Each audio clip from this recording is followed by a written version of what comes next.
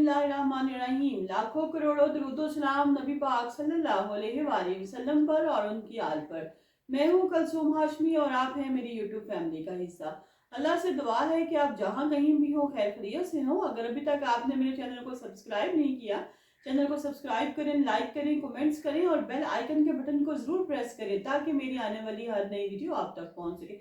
नाज़रीन, बहुत ही दिल दहला देने वाला वाकया मुल्तान शहर में पेश आया और बिल्कुल 20, 21, 22 दिसंबर 2024 की मैं बात कर रही हूँ कि जिसको सुनकर इंसान के जो है रोंगटे खड़े हो जाते हैं कि किस तरह एक बाप ने बड़ी बेरहमी के साथ अपने बेटे को गोलियां मारकर मार दिया, जबकि उसकी जो दो बहनें हैं वो दुल्हन बनी बैठी थी, बिल्कुल भी लाल रंग के कपड़े पहने हुए थे, बच्चियां पत्तियां लेके खड़ी थी, बारात का इस्तकबाल था। लेकिन एन उस वक्त बाप ने जो है बेटे को गोली मार दी और जो बेटा है वो मौत के घाट उतर गया। ऐसी क्या वजूहात थी कि एन बारात से 5 मिनट पहले ही जो है दूल्हे का जो दुल्हन का जो बाप है वो अपने ही बेटे को मौत के घाट उतार देता है। इसके बारे में अपने इस व्लॉग में मैं आपके साथ शेयर करूंगी। लिहाजा शुरू से एंड तक आपने इस व्लॉग में मेरे साथ रहना है। नाज़रीन, बहुत वक्त इंसान जज्बात में आकर बहुत ज्यादा ऐसी हरकत कर जाता है कि उसको खुद भी समझ नहीं आती कि उसने क्या किया है। मुल्तान शहर का वाकया है, सूरज मियानी इलाके का नाम है। जफर आबाद जो है वो घर का सरबराह है, जबकि शीरी जारा जो है इसकी बेगम है। दो बेटियां और एक बेटा है। अब जो बेटा है उसका नाम कमर अब्बास है। 2016 में कमर अब्बास की शादी हो जाती है नीलम के साथ, जो कि उसकी खालाजाद कजन है। खालाजाद बहन थी पहले, शादी के बाद तो जाहिर सी बात है रिश्ता चेंज हो जाता है। शादी के बाद जो है ये दोनों पहले से भी दूसरे को बहुत पसंद करते थे, लेकिन जब घर वालों की मर्जी भी शामिल होगी तो दोनों का रिश्ता हो गया, दोनों की शादी हो गई। लेकिन शादी के भी 8 साल गुजरने के बावजूद इनके घर जो है वो औलाद नहीं होती। जब औलाद नहीं होती तो जो जफर इकबाल है वो बार बार अपने बेटे से कहता है कि मुझे अपने जो है नस्ल को आगे बढ़ाना है, मुझे वारिस चाहिए इस घर का। तू मेरा एक ही बेटा था, तेरे बाद में बेटा कोई नहीं है, अगर तेरी भी औलाद ना हुई तो फिर मेरा जो खानदान है वो खत्म हो जाएगा, मेरी नस्ल कैसे बढ़ेगी। हाँ, अगर तुम्हारा कोई और भाई होता, तेरी औलाद नहीं थी तो मुझे इससे कोई फर्क नहीं पड़ता था। लेकिन अब जो है वो मैं तुम्हें बार बार कहता हूँ कि तुम शादी कर लो। लेकिन जो है यहाँ पे कमर अब्बास, उसकी पसंद की शादी थी, उसकी खालाजाद कजन थी और पसंद की शादी थी और अब 8 साल भी इकट्ठे गुजार दिए थे, तो वो मानता नहीं था कि मैं दूसरी शादी नहीं करूंगा। अब ये इसकी जो मैंने बताया दो बहनें भी थी, अब इन दोनों बहनों की शादी थी, शादी हो गई, डेट फिक्स हो गई 20, 21, 22 दिसंबर। अब दो बहनों की शादी है, इधर जो शादी कर रहे हैं वो भी दो भाई हैं, यानी कि दोनों बहनें दोनों भाइयों के साथ एक ही घर में चली गई। लेकिन जो शादी थी उसमें सबसे बड़ा मुतालबा ये रखा गया था कि आप अगर दो बेटियां जो हैं हमारे, हम आपको देंगे तो बदले में आप भी अपनी एक बेटी की शादी जो है हमारे बेटे कमर अब्बास से करेंगे। उन्होंने कहा आपका बेटा तो ब्याह हुआ है। उसने कहा कोई बात नहीं, क्योंकि हमारा जो है औलाद नहीं है मेरे बेटे के घर में, तो मैं अपना वारिस चाहता हूँ, इसलिए मैं अपने बेटे की दूसरी शादी करना चाहता हूँ। जो लड़की वाले चले ठीक है, कोई बात नहीं, आप जो है हम आपके साथ इस बात पे एग्री करते हैं, हम आपको अपनी बेटी का जो है वो रिश्ता दे देंगे। अब यहाँ पर जब ये सारी बातचीत हो रही है, नीलम के पास खबर जाती है कि इस तरह इनकी शादी बहनों की होगी, तो वहां से जो इनकी नंद है वो ब्याह के यहाँ कमर अब्बास के शादी में आ जाएगी। तो वो लड़ झगड़ कर काफी जो है दोनों की मुंह मारी होती है, उसके ससुर की और उसकी।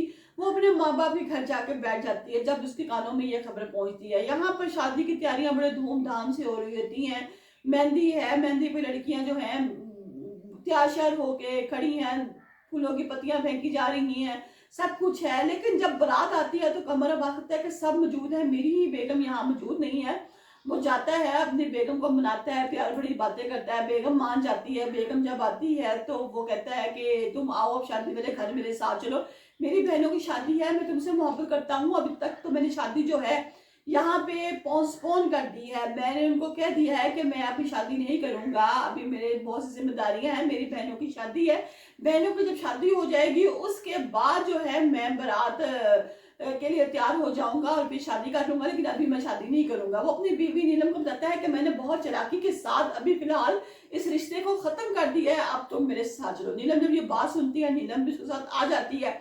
जैसे ही बारात आती है, दोनों जो है स्टेजों में बैठती हैं, बच्चियां पत्तियां लेके खड़ी होती हैं, तो जो दुल्हन का बाप है वो क्या देखता है कि कमर अब्बास तो फिर रहा है, साथ में मेरी बहू भी जो है वो फिर रही है बारात में।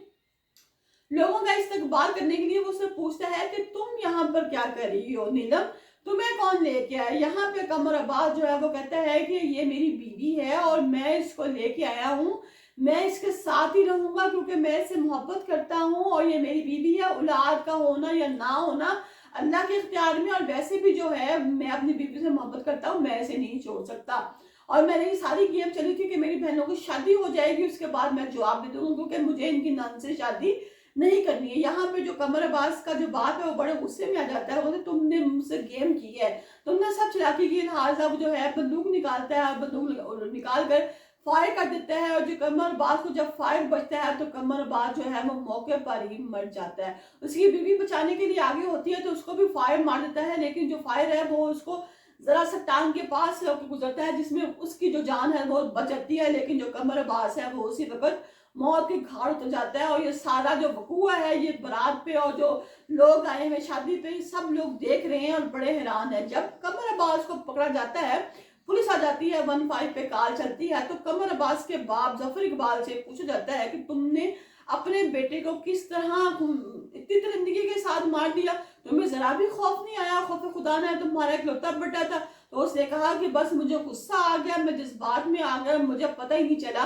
कि मैंने कब अपने बेटे को जो है वो मौत के घाट उतार दिया, और मैं बड़ा खुद भी अब इस वक्त फील कर रहा हूँ। उन्होंने कहा कि जब तुम कह रहे थे कि मेरे बेटे की तो औलाद ही नहीं है और मेरा जो खानदान है वो आगे चलेगा नहीं, तो अब तुमने खुद ही मौत की घाट अपने बेटे को उतार दिया, अब बताओ तुम्हारा खानदान कैसे चलेगा।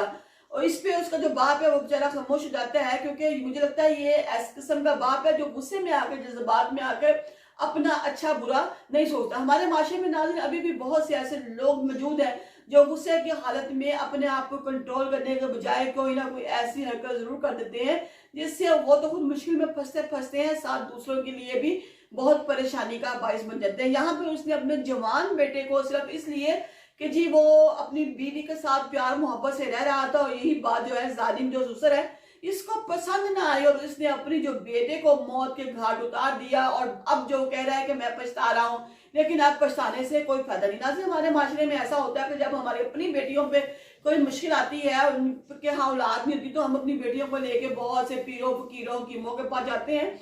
लेकिन जब हमारे माशरे में हमारी बहुओं के घर अगर औलाद होने में तकी हो जाए तो हम उनको बंजर होने का और कभी कुछ होने का ऐसा ताना देते हैं जिससे उनकी रूह कांप जाती है। यहाँ पर भी हमें सब्र करना चाहिए और अपने रब से दुआ करनी चाहिए और वक्त का इंतजार करना चाहिए कि कब वो वक्त आएगा।